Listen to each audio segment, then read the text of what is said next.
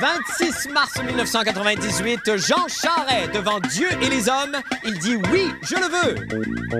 Quelle famille! Papa, tous mes sous-vêtements sont au lavage. Me prêterais-tu ton soutien-gorge? Et Monsieur Gaston Lepage, il est pilote, comédien et chasseur. Ça veut dire qu'il peut réciter du Shakespeare en débitant un orignal à 20 000 pieds d'altitude. Alors, bonne fête du monde, mesdames et messieurs. Tout d'abord, des nouvelles de moi. C'est la fête, puisque c'est ce soir que nous effectuons le tirage de la Galante chanceuse. Allez vite mettre vos robes longues et vos dentiers de gala. Ce soir, c'est bonbons, ripailles et fruits lulu, champagne. Non, c'est vrai, on n'a pas de budget. Ginger ale. On n'a pas de budget non plus. Bon, c'est pas grave. Tordez vos bas dans une tasse, OK? Yeah! Alors, comme vous le savez, au cours des semaines précédentes, se tenait le concours de la Yolande chanceuse où vous étiez invité à noter les apparitions de ma célèbre imitation de Yolande. La petite grenouille à l'air patibulaire. Et si on se fie au courrier que nous avons su, je peux déclarer une chose, bâtard que vous n'avez rien à faire. Yeah, champagne! Ah non, c'est vrai, on n'a pas de ça. Alors, place au jeu de l'amour et du hasard. Et pour ajouter de la classe à l'événement, je vais monter ma fly et inviter à se joindre à moi la jolie et talentueuse soprano baryton québécoise Anne L'Espérance. Bonsoir, Majesté. Bonsoir. Dis-moi, Farinelli, c'est-tu vrai l'affaire de qu'ils ont été obligés pour le film? OK, c'est pas grave, on en parlera tantôt. Alors, pour que vous compreniez bien ce qui va se produire à compter de maintenant, Anne va nous décrire chaque étape du processus, d'accord? Alors, on y va. Je vais aller chercher le tonneau de tirage. Il est parti chercher le tonneau. C'est le fun, hein? Et je vais mélanger le courrier. Tourne, tourne, roue du destin. Serai-je celle que tu choisiras? Prends mon coupon et fais de moi une reine. J'ouvre la petite porte. Ouvrez-la, ouvrez-la vite. Et je vais piger le coupon gagnant. Il va piger la bonne réponse. Youpilai, youpilai, youpilai. Oh, mon Dieu, que j'aime ça! Alors, le ou la gagnante pour le gagnant d'une semaine à Paris, un voyage pour deux incluant le transport et 6 nuits à l'hôtel Jardin de Cluny, le tout d'une valeur de quand même 4 000 gros dollars, est Joanne Burke, qui a vu Yolande mardi le 10 mars à 7h09. Merci, Denis. Et jeudi le 12 mars à 7h22. Bon. Merci beaucoup, Denis. Alors voilà, je cache évidemment, comme M. Corbeil, l'adresse et le numéro de téléphone. Voici, alors c'est bien, effectivement, Joanne Burke. Bravo, Joanne Burke! Bravo, pyrotechnie! Alléluia! Alléluia! C'est bon! Alléluia! Alléluia! Alléluia! Ah, un ballon! J'ai de pas de ballon! Alléluia! Alléluia! Alléluia! Alléluia! Alléluia! Bon, c'est merveilleux. Alléluia! OK. C'est bon, merci la pyrotechnie. Alléluia! Bon, bravo. Merci beaucoup, Anne. Merci beaucoup. Où est mon chèque? Mais où est mon chèque? Oui, c'est correct. C'est correct. Mais où est mon chèque? Ça va, Anne? On va Où est mon chèque? on va vous l'envoyer par la poste. Ça va, Anne. Merci beaucoup, là. Ça suffit.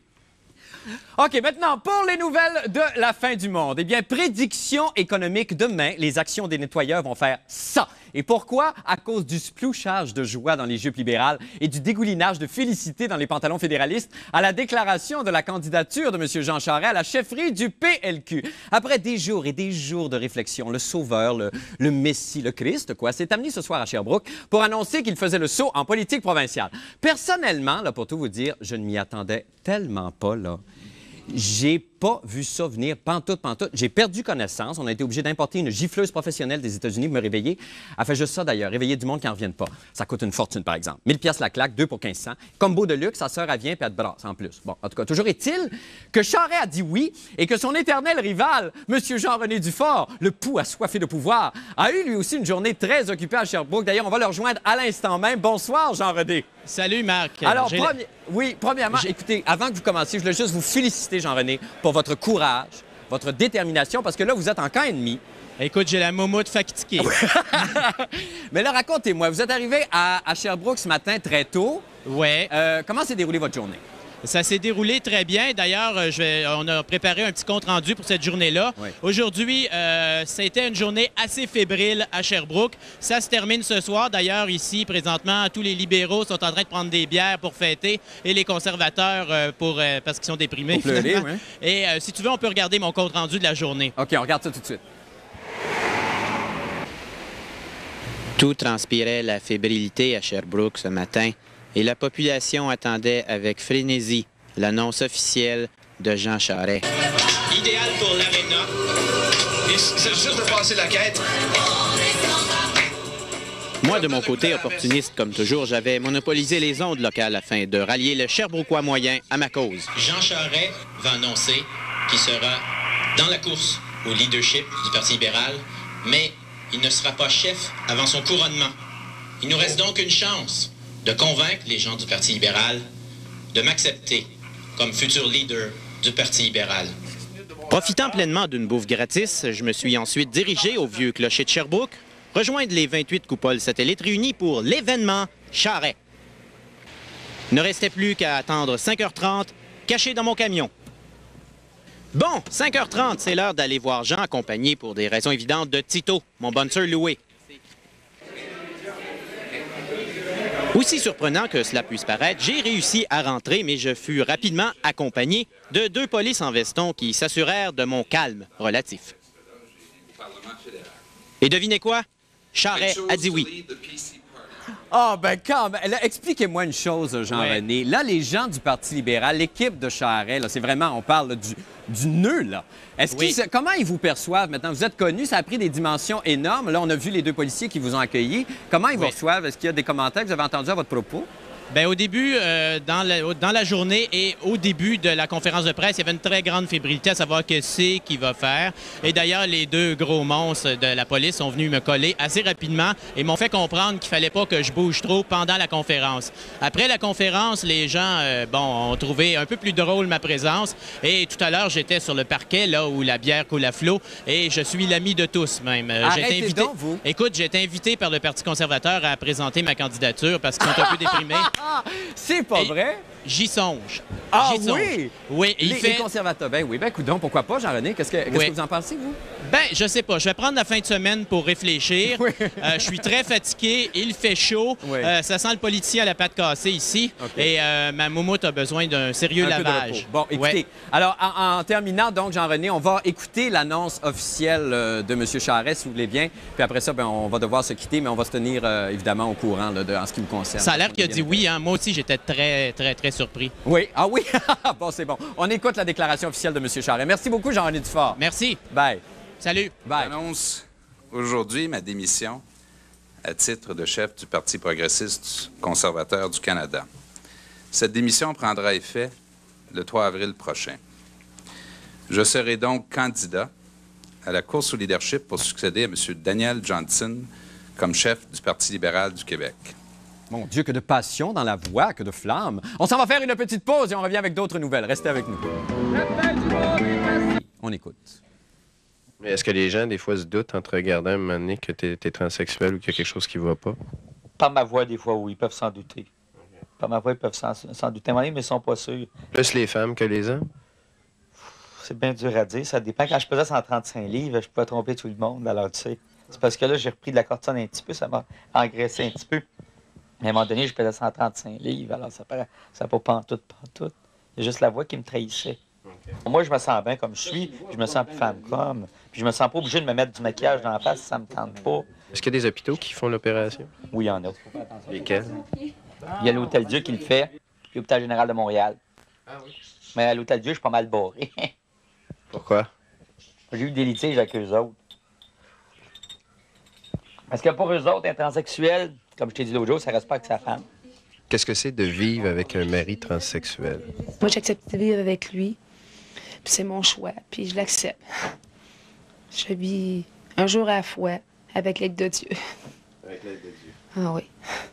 Des fois, on s'engueule. Des fois, on s'engueule, puis tout ça. Parce que quand je me suis marié avec elle, j'avais dit que j'étais aux hommes, puis je la tromperais, puis tout ça.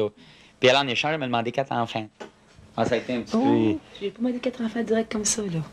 J'ai demandé des enfants. Je n'ai pas dit le nombre d'enfants. Il t'appelle-tu papa ou il t'appelle maman? Il m'appelle Ivana. Il t'appelle Ivana? Oui, il m'appelle Ivana. Puis dans leur tête, tu penses-tu que ça casse pas quelque chose un peu? Ben, il m'appelle Ivana, mais des fois, ça peut arriver qu'ils vont m'appeler papa. Geneviève, elle m'appelle encore papa. Manon puis Catherine, eux autres m'appellent toujours Ivana devant le monde. Ça peut arriver qu'ils vont m'appeler papa quand même, là. Okay. Ça te choque-tu qu'ils t'appellent papa? Non, parce que je l'accepte quand même. C'est 2 façons qu'ils peuvent m'appeler. Ils peuvent m'appeler papa ou Ivana. Okay. Sauf qu'en public, j'aime mieux pas qu'ils m'appellent papa parce que ça fait un peu spécial. As-tu rien que ça dans ton affaire? Il y avait des collants? Oui. C'est quoi le petit livre?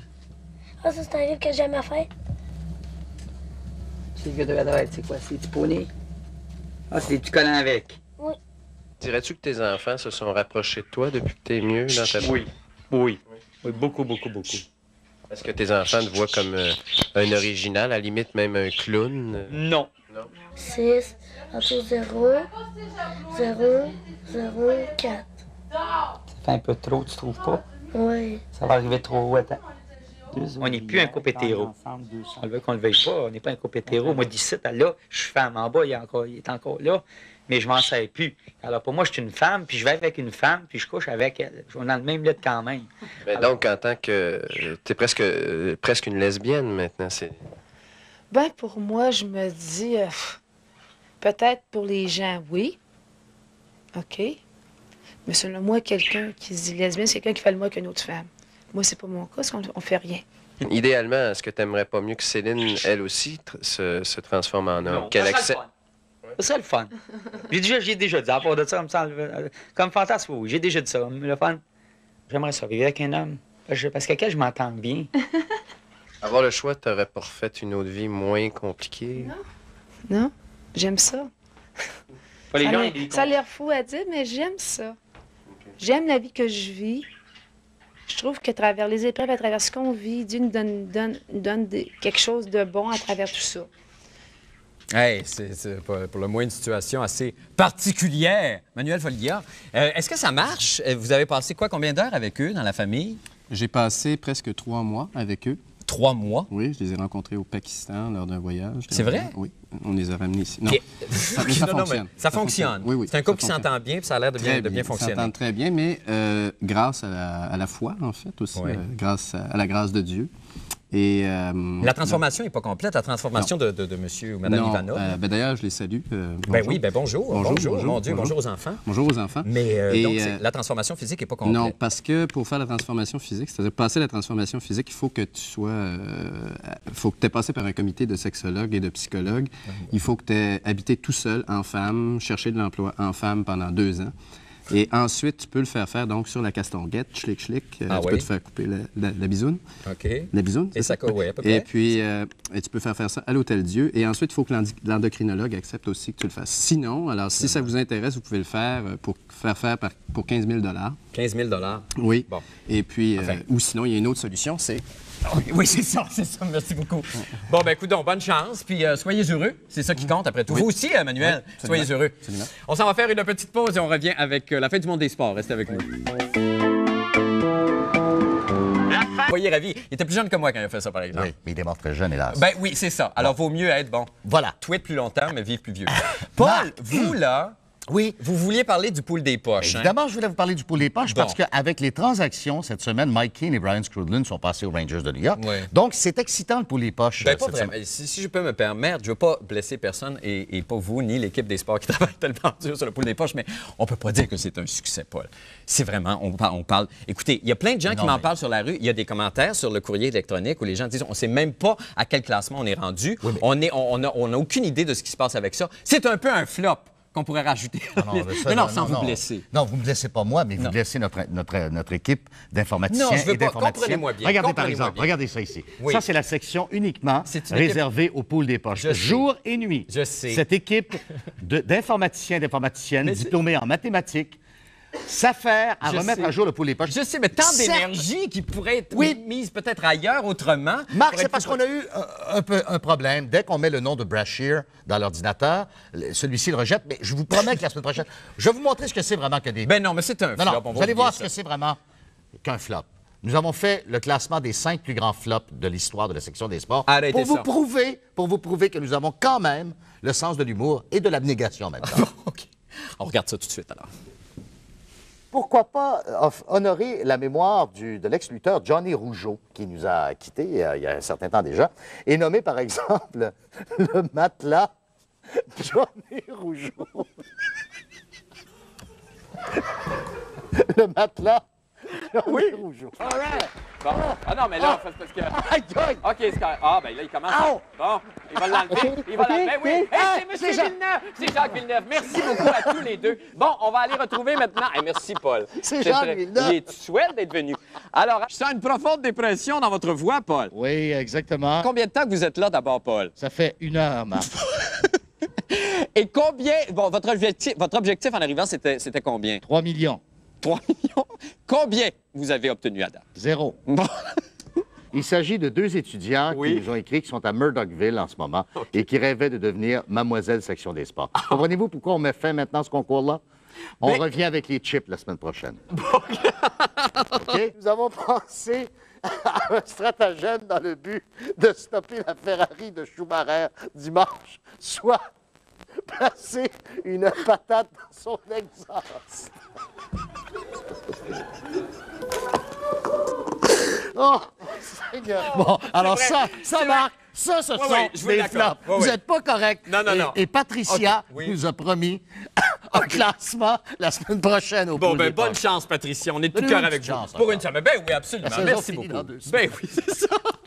Eh bien, depuis qu'il fait la météo, le printemps est content. Le soleil sourit à la vie, les oiseaux gazouillent, puis plein d'autres cochonneries de même. C'est le météorologue amateur de la semaine, notre poète, M. Tony Tremblay. Tony, bonsoir.